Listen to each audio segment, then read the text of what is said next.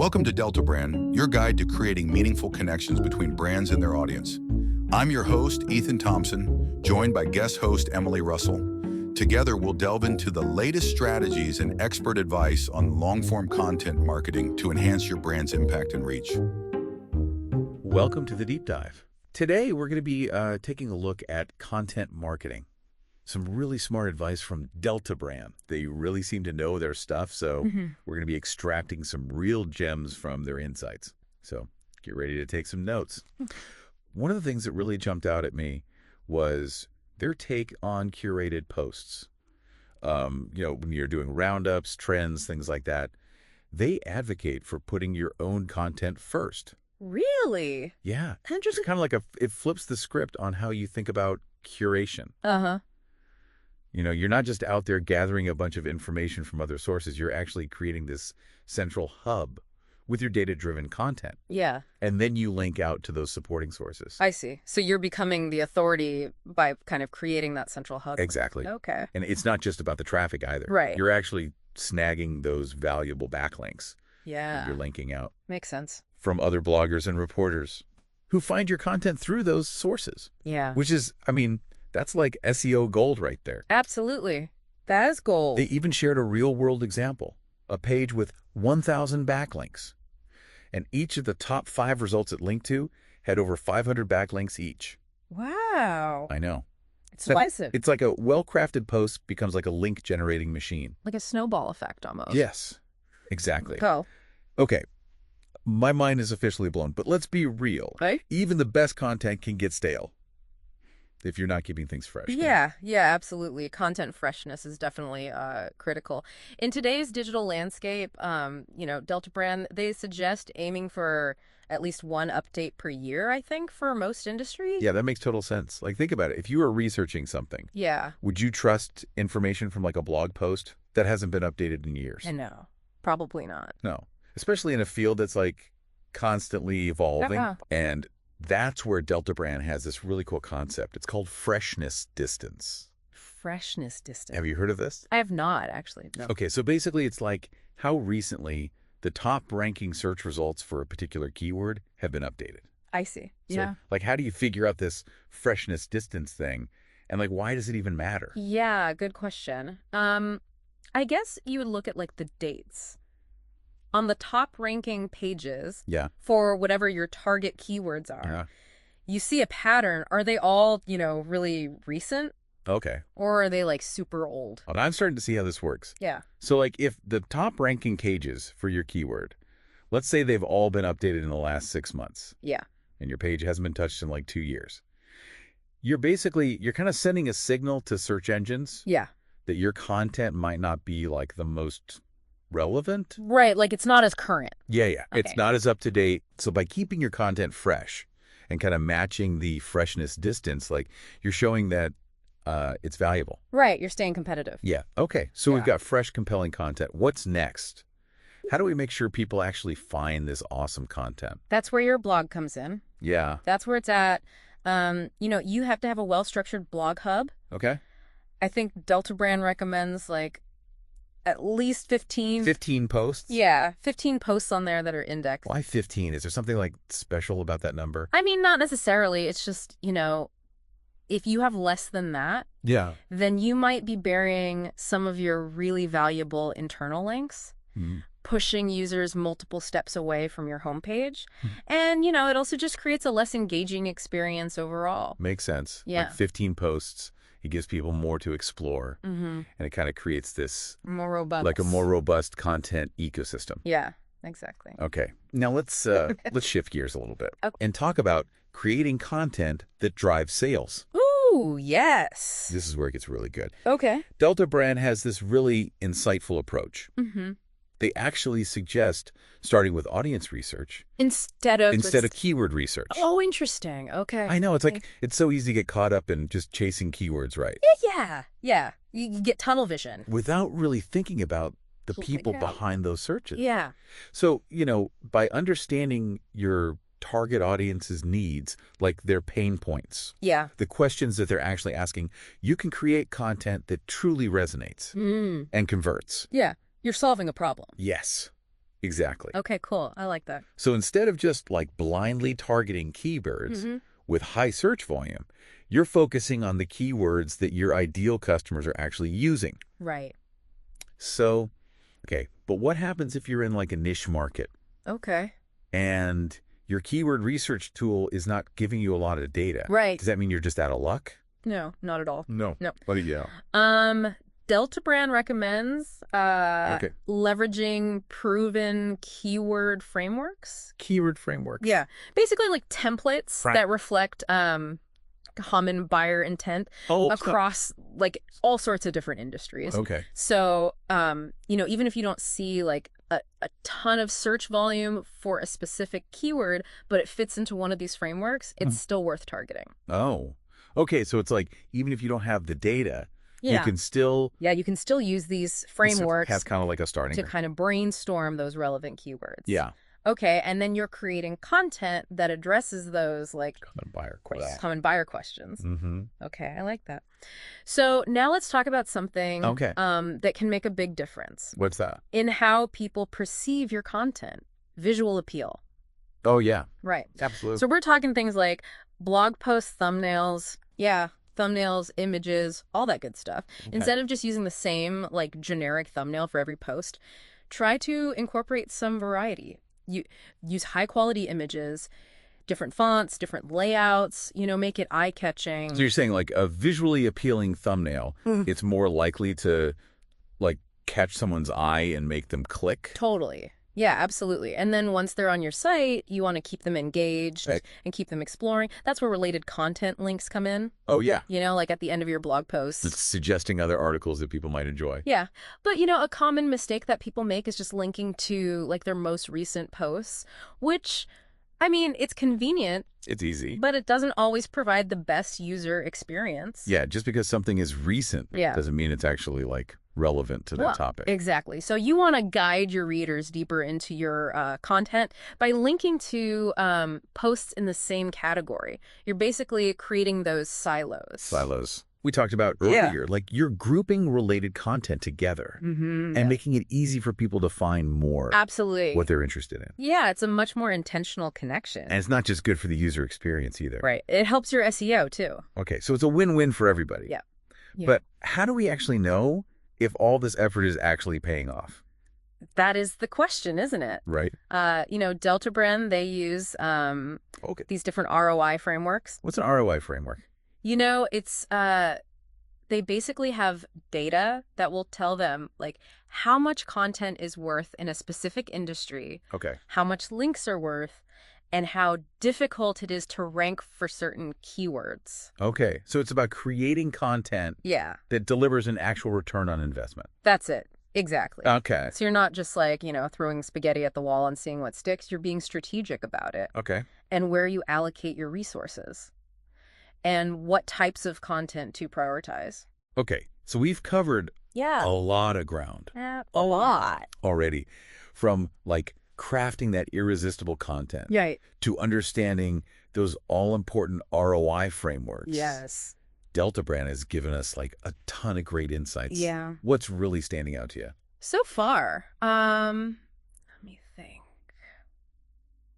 I'm really intrigued by that freshness distance. Yeah, me too. Concept. Yeah. And how it can impact your search rankings. Yeah, it's not something I've ever really considered. Yeah, me neither. Before. And I think it's probably something a lot of content creators just overlook. Yeah, I think you're right. It's one of those things you don't think about, but it's so important. Yeah, and their advice on strategically placing call to action links, I think is incredibly valuable. Well, definitely. Especially for, people that are trying to increase conversions. Oh, yeah. Tell me about that. Yeah. So they're saying that, in today's world, everyone's kind of just scanning content. Yeah. They're not reading every single word. So you have to make those calls to action stand out. So what do we talk, like those brightly colored buttons that say buy now?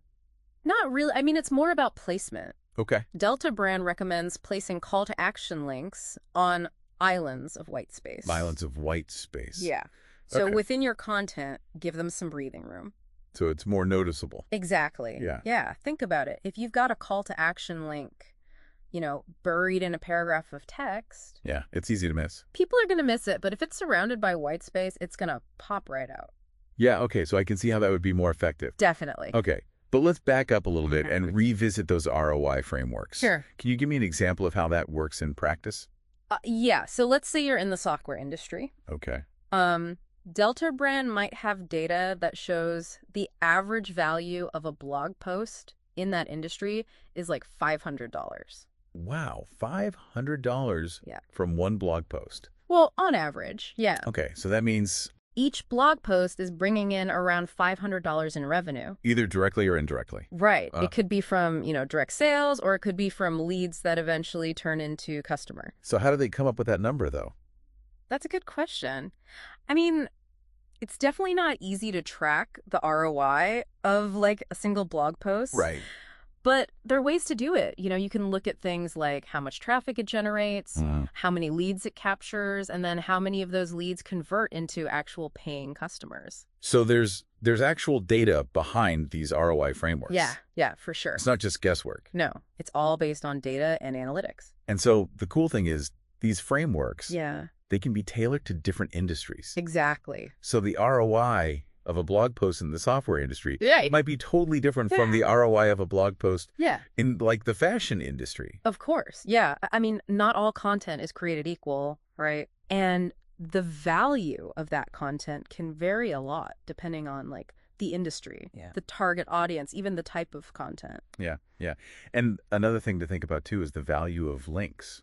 Oh, absolutely. Right. Yeah. Some industries, they naturally generate a lot of like passive links, Right. while others require a more proactive link building strategy. Yeah, like a much more hands-on approach. And those ROI frameworks, Yeah. they can help you figure out like, okay, how much emphasis do I need to place on link building? Yeah, in my particular niche. Yeah. Exactly. So if you're in an industry where link building is crucial, you might want to prioritize content that's like specifically designed to attract backlinks, Yeah, you really got to focus on that. or invest in like a dedicated link building campaign. Right, you might need a whole separate strategy for that. Yeah. The key is to really understand your industry Yeah. and tailor your strategy accordingly. Okay. Yeah. So we've talked about content freshness. We've talked about building a really solid blog hub. Yep. Creating content that aligns with like common buyer intent. Mm-hmm. But what happens when you're trying to rank for a keyword that's dominated by government websites? Oh, yeah, the dreaded .gov sites. Like they're always at the top of the search results. They're tough to beat, that's for sure. So what's the solution? I mean, do we just give up? Yeah. No, not at all. Actually, Deltobran suggests focusing on what are called long-tail keywords. Long-tail keywords. Yeah. Instead of trying to compete head-to-head with those big government websites. Okay. I'm not sure I follow. Can you explain long-tail keywords? Yeah, so basically long-tail keywords they're longer, more specific phrases that people search for. Okay. So instead of trying to rank for something like small business loans, which is probably going to be dominated by like the Small Business Administration, the SBA website. Right. You might want to target something like small business loans for women-owned businesses in California. Oh, okay. So it's like you're getting more specific, you're narrowing your focus. Exactly. To a smaller, a more targeted audience. More targeted audience. Which means less competition. And less competition. Yeah. Win-win. It's a win-win for sure. Okay, so it's about finding those like hidden pockets of opportunity where you can actually gain some traction. Absolutely. Yeah, it's like finding those little niches where you can really stand out. It requires a deeper understanding of your target audience though, right? Yeah, for sure. You really got to know your audience and what they're looking for. Speaking of understanding your audience's needs. Yeah. Deltobran also emphasizes this thing about delivering value as quickly as possible. Oh, yeah, absolutely. People are impatient. They want information now. Right. No one wants to scroll through like a wall of text to find the answer to their question. Yeah, and Deltobran suggests using subheadings to break up your content. Yeah, that's a good tip. Make it easy to scan and digest. And then you can like directly answer common queries. Right there in the subheadings. In those subheadings. Yeah, exactly. I've also noticed a lot of websites are starting to incorporate interactive elements. Oh, yeah. Like calculators, quizzes, things like that. Yeah, those are great. Because they give people instant gratification. Yeah. Make your content more engaging. And I feel like you can get a lot of data. Yes. Data. You can learn so much about your audience.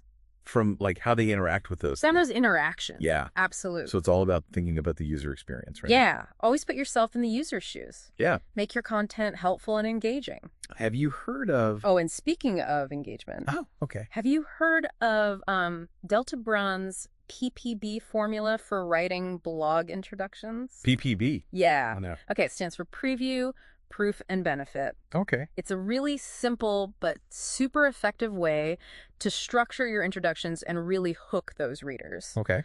So you start by giving them like a quick preview of what the post is about. Then you establish your credibility, why they should trust you. Okay. And then finally, you explain what's the benefit they're going to get from reading your post. It's like a mini sales pitch. It is, yeah. A mini sales pitch for your blog post. For your blog post. Yeah. Okay. So you're basically saying, here's what this post is about. Here's why you should trust me. Mm-hmm. And here's why you should keep reading. Exactly. Right. Set those expectations right from the start. Yeah. Make sure people know what they're getting into. Okay. So, wow, we've covered a lot from strategic internal linking and long-tail keywords to ROI frameworks and the PPB formula. Deltobran has shared so much. A wealth of knowledge. What are some of your key takeaways so far? Like, what are you most excited to actually implement? Oh, let me see. I think I'm definitely going to pay more attention to that freshness distance thing. Yeah. And I think I want to try to incorporate some more interactive elements into my content. Yeah, me too. Yeah, that sounds fun. But one thing that really got me thinking was their emphasis on the power of visual interest. Oh, yeah. Especially for those blog post thumbnails. Absolutely. It's such a simple thing, but it can make a big difference. Huge difference. In terms of engagement. Yeah, especially when there's so much content out there. Yeah. Those visual cues, they can really make or break you. Okay, but here's a final thought to ponder. Oh. Before we wrap up this part of our deep dive. Hit me with it. How can you create a content style guide that ensures consistency and brand alignment across all your content marketing efforts? Ooh, that's a good one. That's a great question, because having that content style guide can help create a more cohesive and professional brand image. Yeah. I do want to go back to Deltobran's thoughts on the content silos, though. Yeah. And how they improve internal linking. Right. Because they made a great point about a common mistake that we often see. And that's just linking to the most recent posts in that related content section. Yeah, it's easy to do, but it's not always the best for the user. Because just because a post is recent doesn't mean it's actually relevant. Right, exactly. To the topic at hand. Yeah. So what they recommend is creating those content silos, like we were talking about earlier, where you're strategically linking to posts within the same category. Right. You're basically taking your readers on like this curated tour of your content. Yeah, it's a more intentional and meaningful connection. Exactly. Between those posts. It's not just random links. Yeah, and it's not just about improving that user experience either. Right. It can also help with your SEO because a strong internal linking structure is going to help those search engines understand the context and the relevance of all your content, which can give you a nice boost in the rankings. Okay, so we've got the content silos. We're strategically linking to related posts. We're keeping our content fresh. But what about those pesky government websites? Are there any other strategies for competing with those guys in the search results? Yeah. Well, I mean, we talked about using long-tail keywords, but another approach is to focus on creating content that's like hyper-local or industry-specific. Okay, so like if I'm a small business consultant in Chicago, yeah, I might target keywords like small business consulting Chicago. Exactly. Or best business consultant for startups in Chicago. Yeah, get super specific. So you're reducing competition. You got it. And you're attracting a really targeted audience. Absolutely. And they're much more likely to convert because you're speaking directly to their needs. It's about finding your niche and becoming the go-to expert. Exactly. In that specific area. Yeah. One thing that really stood out to me from Deltobran was this emphasis on establishing that credibility. Oh, yeah. Building trust with your audience. It's so important. People are more likely to trust and engage with content from a source that they perceive as knowledgeable and trustworthy. Right. And that trust is what's going to lead to more leads, more sales, and ultimately more growth for your business.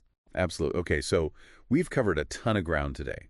From crafting that really irresistible content to actually optimizing your website for conversions. It's like Deltobran has given us a masterclass You really have. in content marketing. So much good stuff. What are you walking away with today? What are you most eager to put into practice? Oh, man. So many good takeaways. I'm definitely going to be more strategic about my internal linking, like we were talking about with the content silos. Yeah. And I'm going to hone in on those long tail keywords. Yeah, that's huge. Yeah. But honestly, for me, the biggest takeaway is just the importance of really understanding your target audience. Yes. And creating content that truly meets their needs. I think that's a great point to end on, because at the end of the day, it all comes back to your audience. That's absolutely. And delivering value.